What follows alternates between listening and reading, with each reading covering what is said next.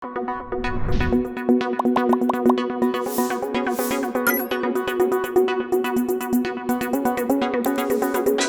our first guest for today. He is the principal architect and chief design ambassador of Buensalido Architects. The firm is an architectural interior urban design laboratory solely committed to creating original, avant-garde, innovative, and progressive solutions. Everyone, welcome Jason Buensalido. Hi, Jason. Hi, Jason. Hi, I'm Justin. Very nice to be here. Thanks for having me. Thanks for coming. Thanks for coming. Such a different experience having you over Zoom. Yeah, it's weird that we're talking about physical models, but we're interacting with each other virtually. But it's So the new true. normal, right? But the show must go. Exactly. So you have a bunch of models in front of us. Feel free to just go over them. What do you have there? Yeah, so before I move on to, I guess, speaking about Casa Uccello, which was the selected project today, I did prepare a short deck, short presentation, just to, I guess, share a little bit about how we view the discipline of scaled model and model making in our office. Is that okay? Okay, go ahead. I'll just share my screen. We have someone here for you. William peeping to say hi.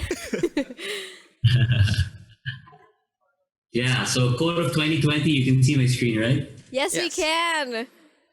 Right, yeah. Hold on, Jason. Jason, hold Sorry, on, go- sorry. We can see it, but they're trying to feed it now. Yeah, hold on. Give us a minute. Sorry. Yeah, let me know. Yeah. So Let's just dive into something first before we start on the presentation. How about we talk about the experience you guys have had for COVID in the office? Yeah, well, of course, the first reaction of the management definitely was about the safety of the people.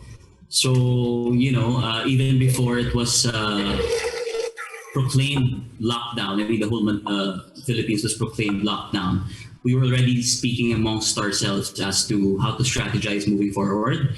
So much so that we, I guess, were able to react right away and, migrate into a remote work setup.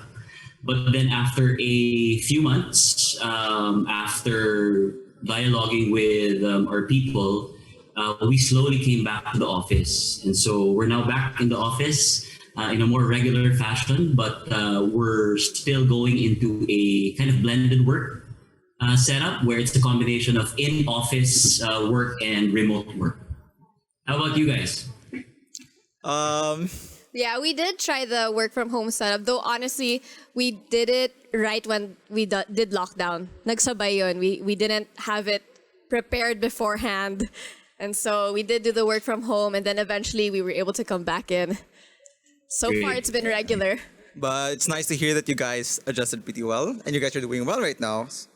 All right. Still adjusting, of course, especially the situation is still changing. I'm amazed at how you guys were able to pull this off despite, the situation right now. Numbers are rising. Yeah. You have to be extra careful still and so on. So congratulations. Yeah, we're making sure to be tested and keeping the team here very tight.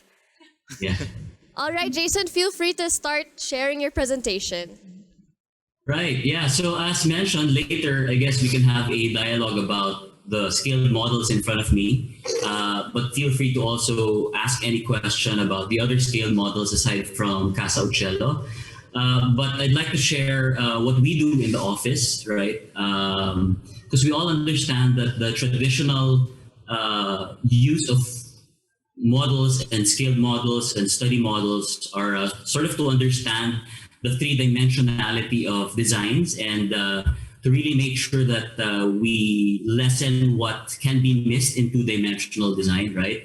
Of course, we can talk about that later. But before that, we also just want to share how we see scaled models because we're really not so interested in the final show models of a particular building. We're more sort of interested in study models and its nature of being a kind of work in progress because it allows us to kind of adjust and tweak, and in every tweaking and adjusting, learn about, let's say, optimization of form, optimization of space and materials before we go and delve into the finalization of design.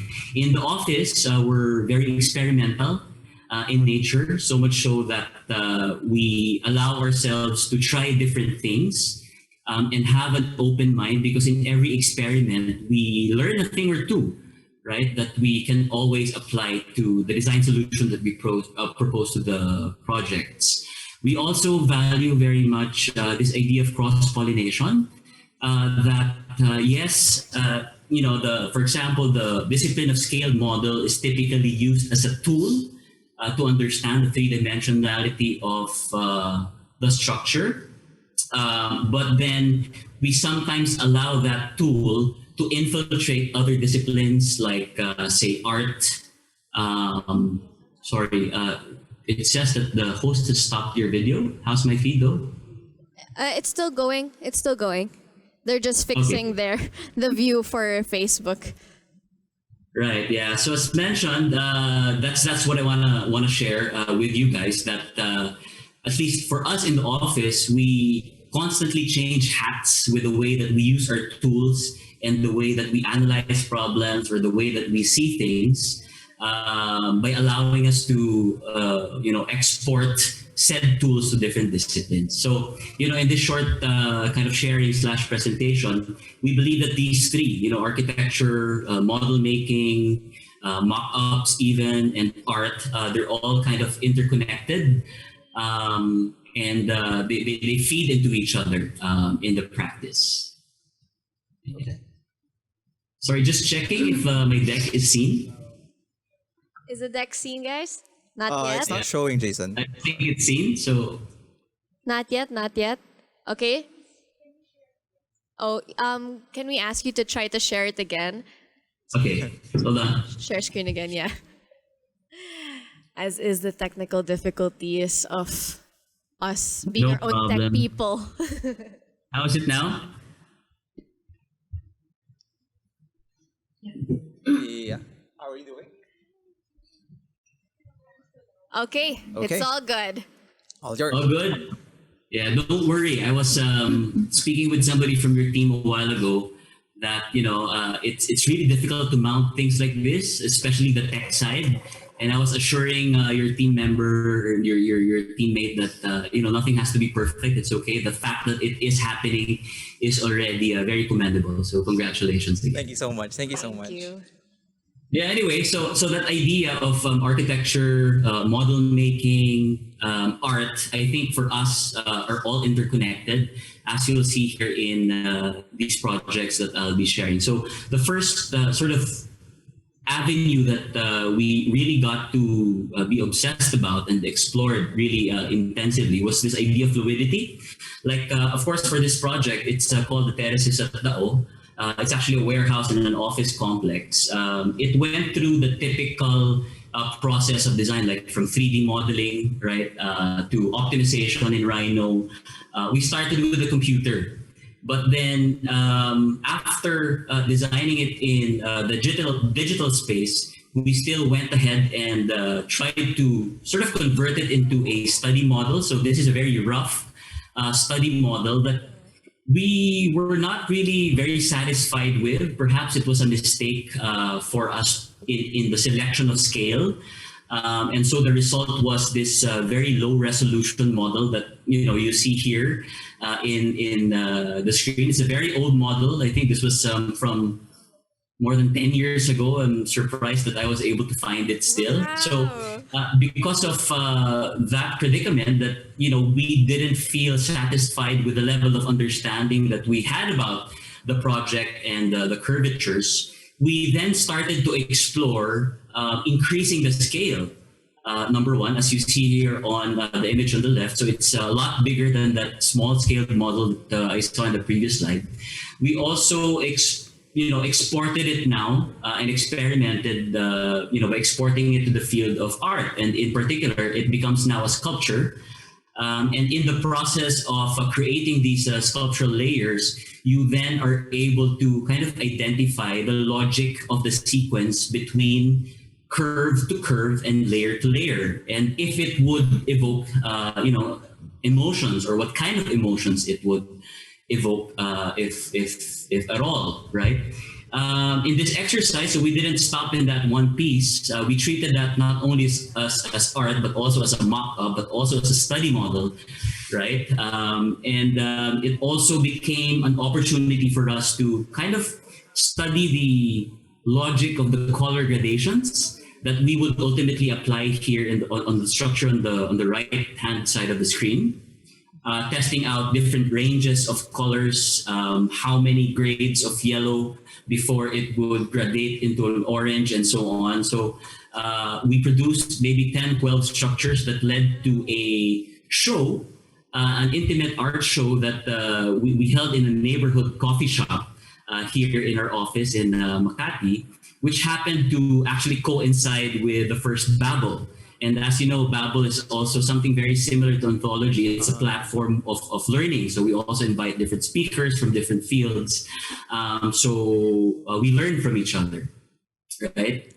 And sometimes this idea of model making, of mock-up production, we also allow it to infiltrate our more intimate project. So for example, in this yoga studio, where this idea of flow and fluidity is something that's very talked about as well, we also experimented with the same logic of curved planes sequentially and strategically placed one in front of the other, as you see here on the ceiling.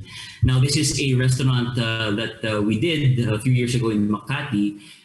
So if in the previous image, the planes were vertical, now it's horizontal, which is actually more, which is now closer to the intended final form of the building on the right. So this exercise then allowed us to understand not only the curvatures, but also the limitations and potentials of, let's say, the cantilevers. How much cantilever would require vertical supports, and if those vertical supports could be optimized in a way that maybe a couple or three layers could share the same support. So each experiment and each exercise produces a bit of learning for us, which we never forget to reapply to where we started out, which was really architecture and this project. Aside from that expression of fluidity, we also explored it and asked, in this image, we explored it and asked, what if instead of planes whose boundaries are curved, what if the planes are geometric in nature? Are they still able to achieve this kind of fluidity that we started exploring? So in this case, on the left, it's a sculpture. It's a series of triangular, planes that I call it murmuration, which is really these birds. Whenever birds fly almost parametrically, maintaining their distance whenever they migrate and move around. That really was the inspiration for this sculpture, which then led us to really understand again the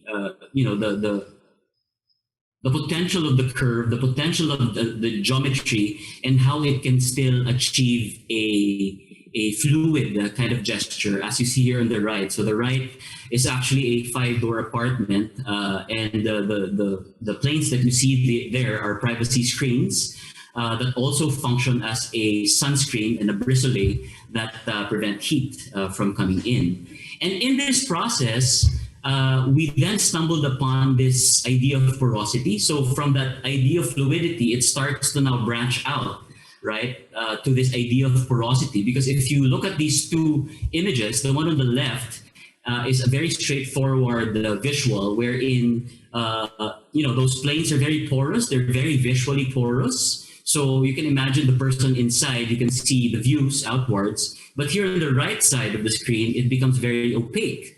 So much so that you actually don't need to roll down your screen to actually your curtains to be private, right? And so we got obsessed now with this new idea of porosity. So it starts to branch out into parallel kind of ideas that we constantly kind of explore. So this idea of porosity, we then applied in this sculptural installation we did for a wedding events venue in Antipolo.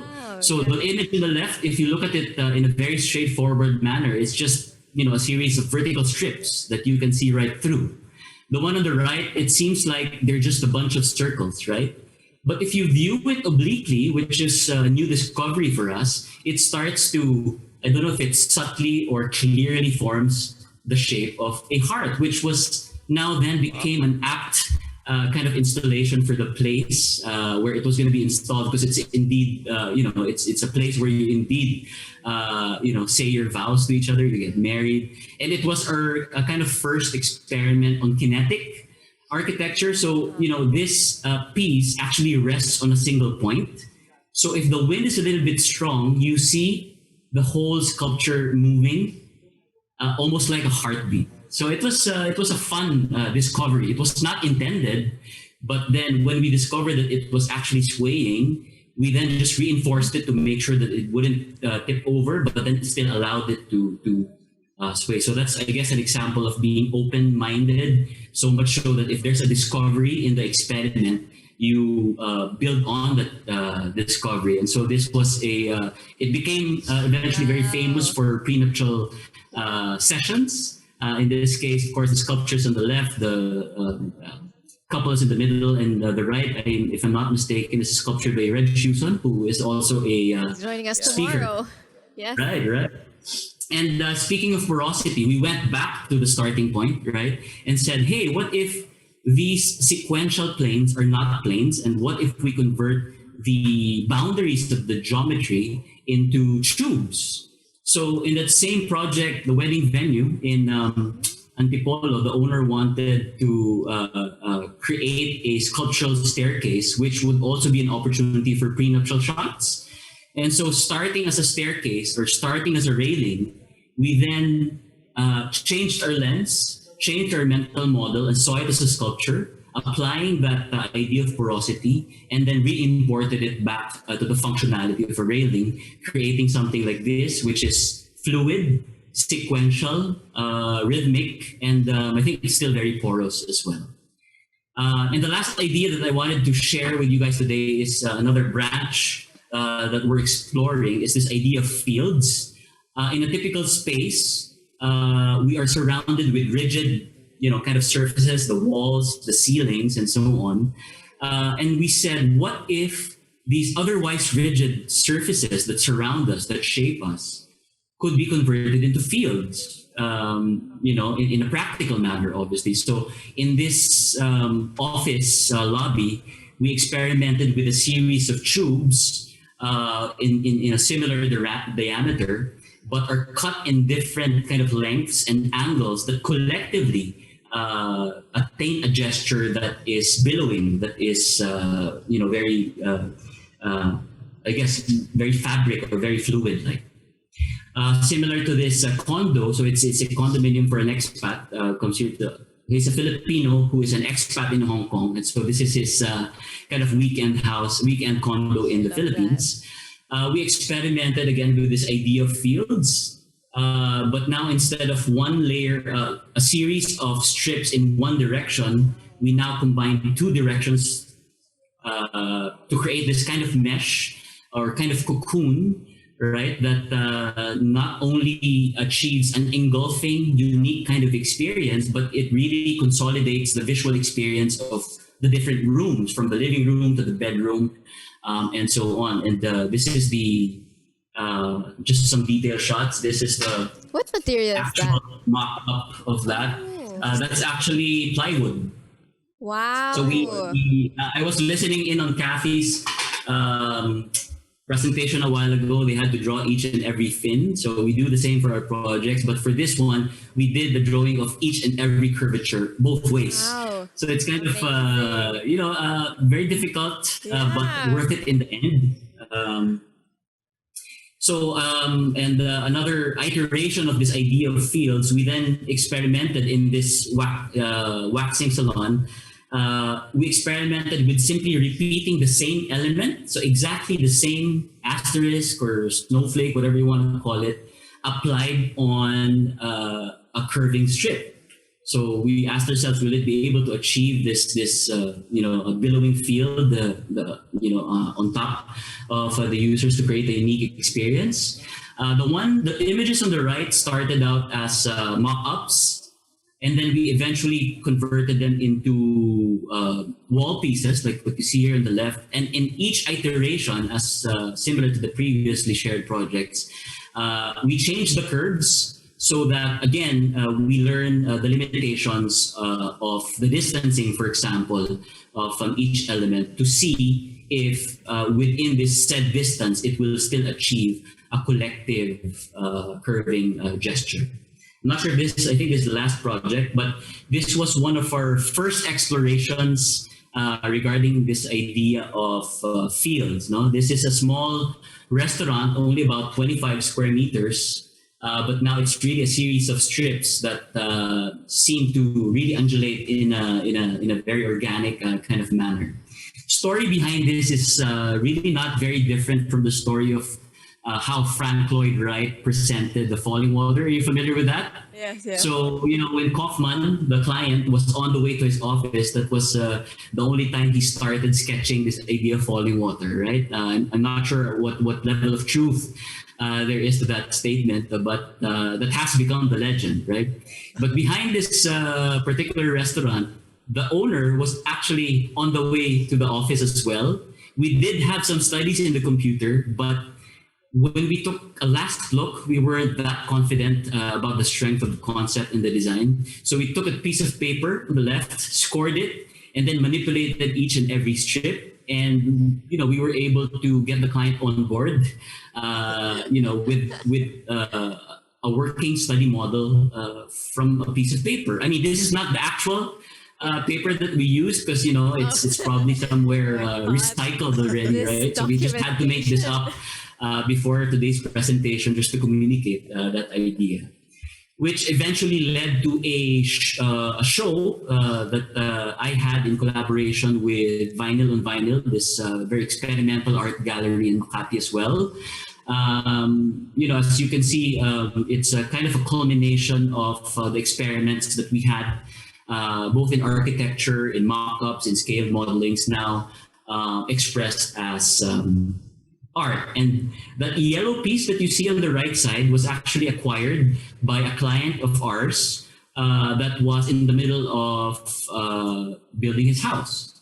And he connected with it so much that he asked us to kind of design a space inside his house that is sculptural, just like the piece that he acquired. He said, I want to be able to go inside and experience that piece.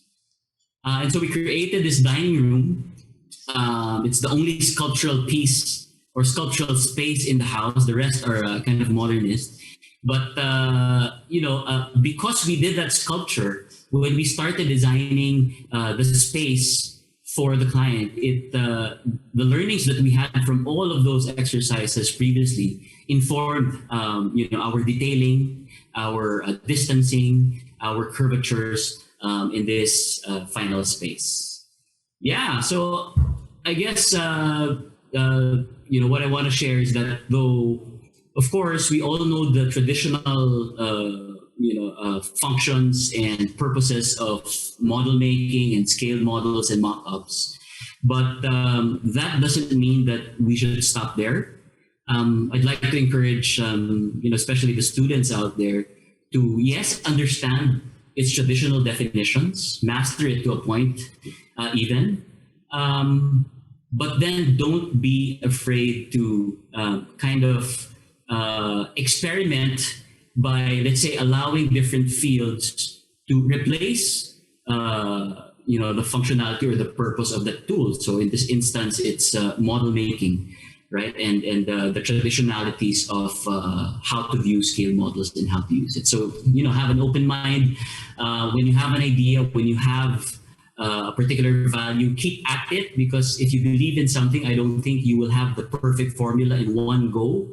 Don't allow yourself to be kind of defined by a moment, but allow yourself to be defined by this constant pursuit of progress, of change, of how to be better, all for the finality of I guess having a better built environment. Thank you. Thank you. Excellent. Oh, That that's- Yeah, last slide. this is Casa Ocello, Yeah, by right. the way. That's what I was So, gonna ask. this is the scaled model of Casa Ocello. If you want, I'll just stop the screen share.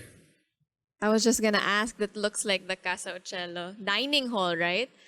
Yeah, yeah. Realize that the form of that came from a sculpture that you guys created.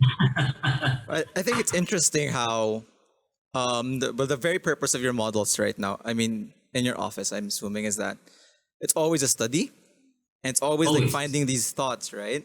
And it's interesting to me how it ties all of these like ideas you had from like the fields and like iterations of it, and I think that's an interesting like more like a Progression. thought that people have to, especially architects, have to think about, that it's always about a constant study of things and pushing things forward.